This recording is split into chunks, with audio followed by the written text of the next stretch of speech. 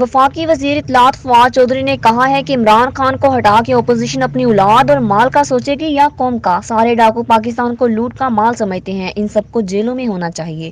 ملک کے خلاف سازشوں کی اجازت نہیں دینی چاہیے۔ انہوں نے اپوزیشن رہنماؤں مولانا فضل الرحمان، شہباز شریف اور آصف علی زرداری کی ملاقات پر مشترکہ ملاقات پر اپنے تبصرے میں کہا کہ یہ مجلس دیکھیں، ان کے چہرے دیکھیں، یہ عمران خان کو ہٹا کے اپنی اولاد اور مال کا سوچیں گے یا قوم کا۔ انہوں نے کہا کہ سارے ڈاکو پاکستان کو لوٹ کا مال سمجھتے ہیں، ان تمام کو جیلوں میں ہونا چاہیے، نہ کہ ان کو یہ اجازت دی جائے کہ وہ ملک کے خلاف سازشیں کرتے پھریں۔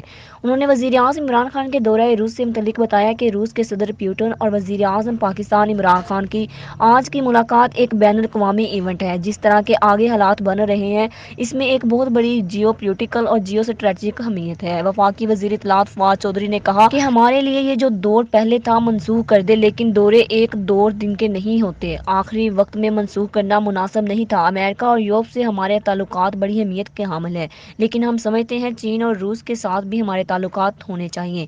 یہ دورہ خطے کی معاشی ترقی کے لیے بڑا اہم ہے، اسی وجہ سے دورہ کیا جا رہا ہے۔